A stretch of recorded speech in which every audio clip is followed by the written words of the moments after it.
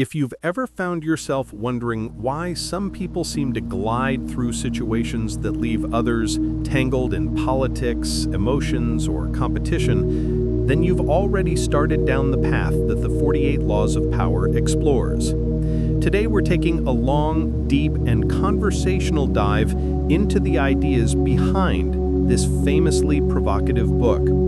Think of this as a guided walk through the psychology, history, and social dynamics that have shaped power for centuries, illustrated with examples and explained in everyday language. No rigid structure, no numbered steps, just you and me, unpacking how power really moves in the real world. Before we jump in, let's set the tone. Power is a loaded word. It can mean control, influence, survival, persuasion, charm, manipulation, protection. Take your pick. But power isn't always something sinister. At its core, it's the ability to shape outcomes. And whether we realize it or not, we're navigating power dynamics every single day. At work, in friendships, in negotiations, whether formal or subtle, even at home. This book doesn't tell you to be ruthless or deceptive. What it does is examine the strategies people have used, successfully or disastrously, over thousands of years. Kings, generals, artists, revolutionaries, con artists, rulers, prisoners, CEOs, and yes, plenty of ordinary people. And what emerges is a pattern, a set of ideas about what strengthens your position and what weakens it. We're going to talk about those ideas in a flowing narrative, so you get the essence without getting trapped in lists. Let's begin with one of the most foundational insights.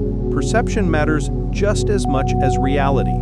You may think power is about what you actually do, but the truth is that the way people interpret your actions can outweigh the actions themselves. Someone who seems decisive is often treated as more competent than someone who actually is competent but appears uncertain. In history, many leaders survived not because they were the best strategists, but because they projected confidence, mystery, or authority. Speaking of mystery, it's worth talking about how powerful people cultivate an air of unpredictability. When others can't figure you out, they can't easily attack you. This is why so many influential figures across history, from emperors to entertainers, used unpredictability as a shield. On the flip side, those who behaved too predictably became easy targets. Human beings instinctively try to categorize others, and once they think they understand you, you become manageable. A little unpredictability keeps you from being boxed in. Another major theme is emotional control. Power comes much more easily to people who can manage their reactions, especially under pressure. The book stresses that emotional outbursts, especially public ones, rarely serve you. You might feel good expressing anger, frustration, or anxiety, but in a strategic environment, emotional transparency gives others leverage. Think of moments when someone's anger cost them a promotion, or when someone revealed too much about their insecurities and that information later became ammunition. Now, that doesn't mean suppressing who you are. It means choosing when and how you express emotion so that it serves your goals rather than undermine them. Some of the most charismatic leaders in history were emotional, but they chose their moments carefully, turning their passion into a tool rather than a liability. Let's move into the idea of independence. If you rely too much on others, they control your fate. But if others rely on you, then you hold the leverage. History is filled with stories about advisors who weren't kings or presidents, but held enormous sway because the people in charge depended on them for guidance or skill. In modern life, this might look like being the person everyone turns to for technical help, organizational structure, conflict resolution, or even emotional grounding. Dependence creates bonds, and bonds create leverage. But independence doesn't mean isolating yourself. You can't build power in a vacuum. Connections matter deeply.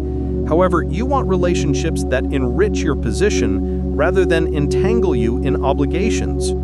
One of the traps people fall into is mistaking proximity to powerful figures for power itself. But advisors, assistants, and allies have fallen from grace throughout history simply by being too visible or too casual with those above them. Staying slightly in the background, not invisible, but not overly familiar, can protect you from being seen as a rival. Another recurring theme is the management of appearances, especially the appearance of effort. There's a reason why people respect those who make difficult tasks look effortless. It creates an aura of mastery. When you reveal how hard you're struggling, you make others wonder whether you deserve your position or your success. This doesn't mean hiding your work, it means presenting it in a way that inspires confidence rather than pity. Connected to that is the idea of not doing too much. People often undermine themselves by over-explaining, over-apologizing, or overacting. Silence is frequently more powerful than speech. When you speak less, your words carry more weight.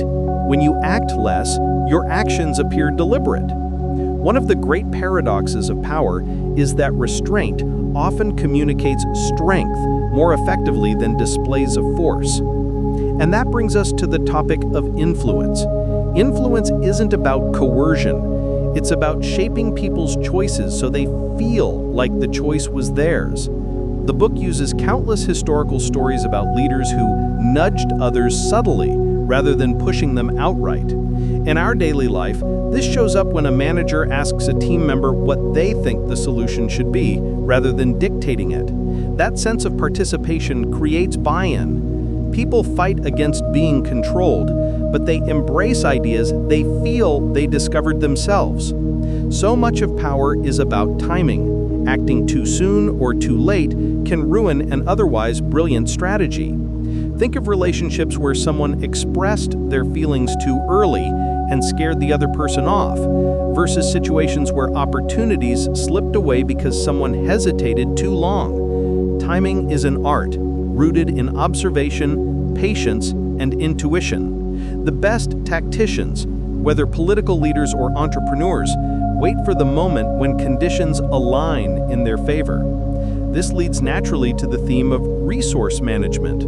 Sometimes the most powerful thing is conservation, not of money, but of attention, energy, and presence. When you're constantly available, people begin to take you for granted. Scarcity adds value. The book emphasizes that withdrawing at the right time can create demand. Too much presence breeds familiarity, and familiarity can breed contempt, or at the very least, disregard. Let's talk about enemies, not in the dramatic sense of war, but in the practical sense of people who oppose your goals or resent your success. The book suggests that sometimes the best approach to enemies is not to destroy them outright, but to neutralize them through strategy. Completely defeating someone often breeds lasting resentment. Sometimes it's better to convert an enemy into a neutral party or even an ally by giving them a way to save face. People will fight to the end if they feel they have nothing left to lose. But if you provide a dignified exit, they often retreat quietly. One of the deeper truths running through the book is that people crave recognition. If you can fulfill that need without compromising yourself, you create allies. Everyone wants to feel appreciated, respected, and understood. Acknowledging someone's value costs you nothing, but builds loyalty. But overindulging people with praise or trust is dangerous. Power requires balance. Reward people just enough to keep them aligned, but not so much that they grow complacent or entitled. An interesting topic the book touches on is the value of selective honesty. Telling the truth can be a powerful strategic move when it's unexpected. If you're consistently honest, you may seem naive.